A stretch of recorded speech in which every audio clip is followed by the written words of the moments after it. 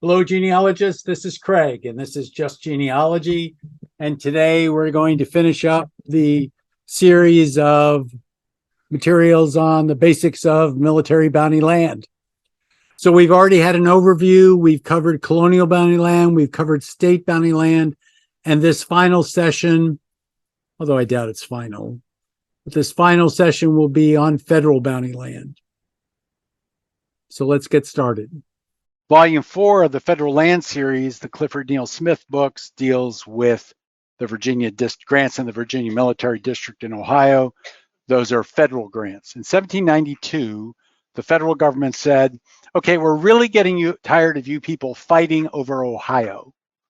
So if you cede your right to Ohio, meaning Connecticut, Pennsylvania, Virginia, then we will take over your bounty land requirement and your pension requirement. This is how the federal land system gets created with the Northwest Ordinance and everybody determining that, okay, it's okay for the federal government to take over our bounty land. And again, the military reservations, you can see the Virginia Military District, specifically for the Virginians, and the U.S. Military District, which is around where Fairfield County is today. Also in that Virginia Military District or around it, you'll find the refugee tracts.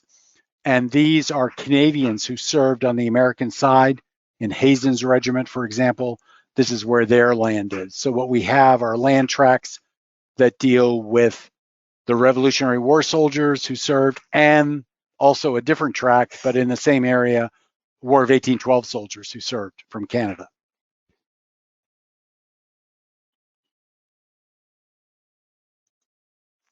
There is something called script acts. There's no T in that script that occur in the 1820s on. This is when the government runs out of land in one place and wants to transfer to another place, and they do that through script.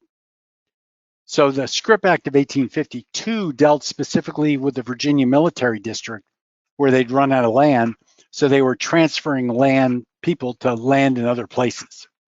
In other words, it gave you permission to get land in other parts of the federal domain. What's neat about this is they had to prove the service of the soldier, and they had to prove the relationship. So we have a lot of burned counties in Virginia, so there are wills in these records that don't exist anywhere else except in these records. And she's provided what documentation was provided and also what the relationships are. And we're dealing with grandchildren and great-grandchildren many times in establishing those relationships because the soldiers are already dead. And there's over 1,000 folk in this book. So there are several acts for bounty land, but probably the most important one is the Act of 1855, which is the Old Man's Act, the Equalizing Act that gives everybody 160 acres. And this is the act that most Revolutionary War soldiers or their heirs, because most Revolutionary soldiers are dead by 1855, are coming in and getting bounty land. So there are various microfilms out there, M829, bounty land warrants, but these again are on Ancestry, so you don't have to worry about stuff. So again, this federal bounty land research guide that I want you to download from archives.gov, it provides you a crosswalk for each war. So here we see the Revolutionary War, the War of 1812, the Mexican War, service in all wars since 1790, including Indian wars. Notice it excludes the Revolutionary War, and then the Act of 1855, service in all wars, including the Revolutionary War. So these are the various case files that exist, where the indexing exists, and what references you need to use. And there's several search paths in this book. There are search paths in person, there are search paths by mail for military bounty land, and there also are 2 more search paths for civilian credit sales and land sales for both in person and by mail. So a great resource, and again, downloaded from archives.gov. These records are found in Record Group 49, the Bureau of Land Management. And if you go to the Archival Research Catalog, ARC, you'll find several documents that deal with the Bureau of Land Management. that might be helpful to you depending on where you are in your process. So they deal with warrants issued under specific acts and how to go find them. So this is the Act of 1850. Archival research, if you just type ARC in the search block or archival research catalog, that will get you to the interface for it. And guess what this is? This is the third place that I plug everybody's name into, ARC, because you don't know what record you're going to find there. The fourth place, which is in the same place, is called archives.gov/AAD, which is part and parcel to ARC, all on the same website, AAD/AAD. So when you go out and look at archival descriptions, you'll see all kinds of things that deal with bounty land. There is the blog of the United States Archives, and they always have information on something, regardless of what it is. So land is one of those somethings.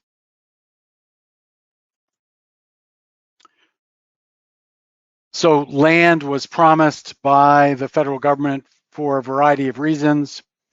Service based on time and rank, and if killed, their heirs were entitled. This is the early on land. Hessian deserters got 50 acres. I've not been able to track those people down yet because they don't have identifiers as Hessians. So a German sounding name could be a Hessian or a private. You just don't know. And then medical department personnel. There were other provisions. The government tended to be generous to encourage enlistment and reenlistment. Actually, the government over time intended to be generous so they could get people to move out the West. But it would take years for their warrants to be redeemed, which is pretty typical. The process was established in 1788. Eligible veterans could apply for a warrant, and if they were successfully meeting the requirements of the warrant was issued. And then if disposed of, the warrant could include the assignees, meaning the people they sold it to. The 1785 Land Ordinance was basically how we created the federal domain system, how we today deal with land, the squares and that kind of stuff. A tract could not be sold or settled until there was a government survey. Does that mean that nobody lived there? No, lots of squatters. So it's a 6-mile rectangular system, so 36 1-mile square sections. And there are 7 ranges bordering the western border of Pennsylvania, and they start working out from there. The Northwest Ordinance directed how the land would be governed, how the states would be admitted to the Union. In other words, how many people had to be there before you could become a state. And in 1788, additional ordinance concerning how to survey the land was created. So there's one tract in 1787, there's one tract in Ohio and one in Illinois. But the problem is if there's one thing the U.S. Army does badly right after the Revolutionary War is lose.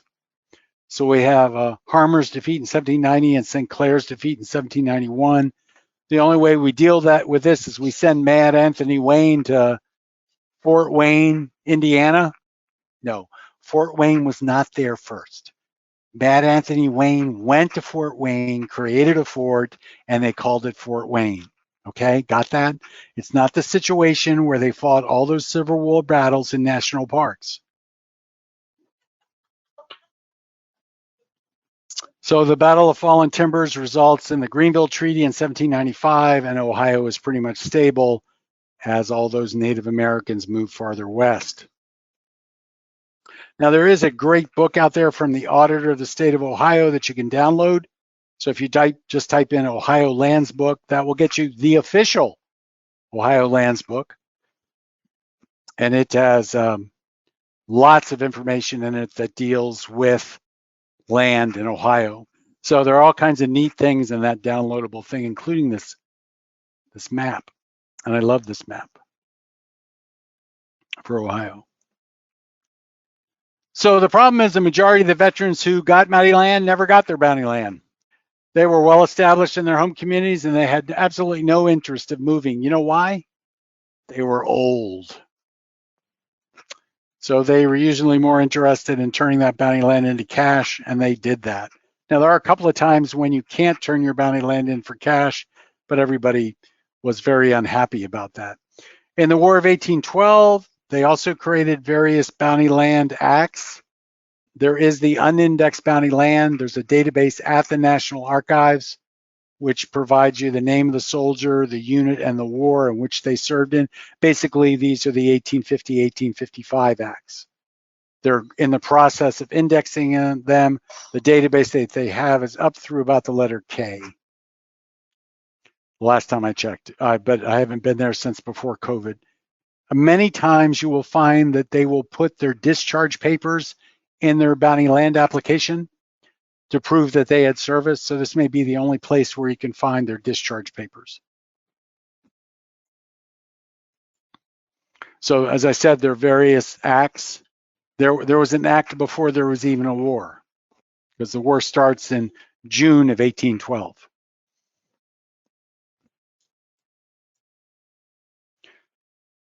And again, I think I've talked about all that. I talked about the Canadian Volunteers. So it's the volunteer track is 1812. The refugee track is Revolutionary War. The military districts for the War of 1812, there's the Michigan Territory. So a whole bunch of Virginians go up to Michigan and they go, oh crap, this land sucks. You can't grow here. And, you know, they would have known that if they would have gone to burpee.com and looked at the burpee seed catalog, temperate zone. But, you know, nobody back then bothered to look at the internet. So anyway, the Michigan Territory is shut off and they say, okay, we're not going to give people land there. We'll give them land in the Illinois Territory and the Louisiana Territory. And that part of the Louisiana Territory that they used was now Arkansas. And remember that Missouri becomes a state not long after that. So they open up Missouri also. So about 6 million acres are allocated, and you basically would pre-select the territory and then it would go into a lottery in order for you to determine where your land was. That was fun. The Old Soldiers Act, remember they did this one because they forgot to include the Revolutionary War in the 1850 Act. And this act was designed to give everybody who had any service whatsoever. If you served 14 days or were involved in any engagement, you would actually get land, 160 acres. So 14 days in the service, you got 116 acres, 160 acres. 4 years in the service, you got 160 acres. Lots of happy people. So let's look at a bounty land warrant for 160 acres for Daniel Heilman. On December 1st, 1855, he sold that warrant to Wilson T. Keever. 2 months later, Keever sold that warrant to George W. Gunnison, and who then surrendered the warrant to the Federal Land Office in Lucas County, Iowa, in exchange for a parcel of land located in the northwest corner of the county. So it just moved through a whole bunch of hands. And this is basically what they sold. This is the certificate that entitles you to the 160 acres. Aren't they pretty? I'm always looking for these. In my own case, remember Samuel T. Scott from the Battle of New Orleans fame? Well, he left his wife with half his family and moved to Gibson and Posey. And in 1851, his wife, Catherine Morrison Scott, applied for Sam's bounty land, believing that he was dead because she had not heard from him for 25 years, up thereabouts. And it turns out that Sam had gotten the land. Her bounty land request was canceled. Nothing like learning your husband is now alive 25 years later. He was a character. Let's see. And then here's a bounty land claim in 1855 for Mary Cameron. She is my third great grandmother. She was Mary Parsons Toller, and her father was a Quaker who served in the Revolutionary War. Her husband, John Toller, died in the War of 1812 of pneumonia at Camp Bottoms, and she married William Cameron in 1818, and he had died by 1828. So under the Act of 1850, she lived to 1873. Under the Act of, and is buried in Hollywood Cemetery in Richmond. No tombstone. But under the Act of 1855, she got 160 acres. And she assigned it to somebody else because she wasn't leaving Richmond. I had no idea that Mary Cameron had bounty land. None whatsoever. But I had to be tenacious, and that's what you have to be if you're going to find bounty land. Now, what I haven't talked about is the Bureau of Land Management website. You want to go and look at the Bureau of Land Management website, and that's the other place you put everybody's name into. And the secret to using that website, before I forget, is there's this list of states. Go down all the way to the bottom, and it says all states. Instead of being at the top, it's down at the very bottom. So be state specific first, and then be non-state specific afterwards.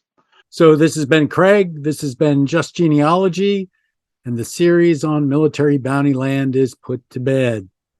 Of course, if you have issues with researching military bounty land for your ancestor and you'd like some help, I can always do a video on that too. So, of course, the things I have to do videos for are stacking up. I do the simple ones. It's the complex ones that are killing me. They're not killing me. I'm enjoying every moment of it. So thank you so much. Appreciate you all. And I haven't said in a long time, but here we are, Just Genealogy, converting people doing genealogy into genealogists. I haven't said that in a while. Always, it's there on the screen, so you can't miss it. Appreciate you. Thank you so much.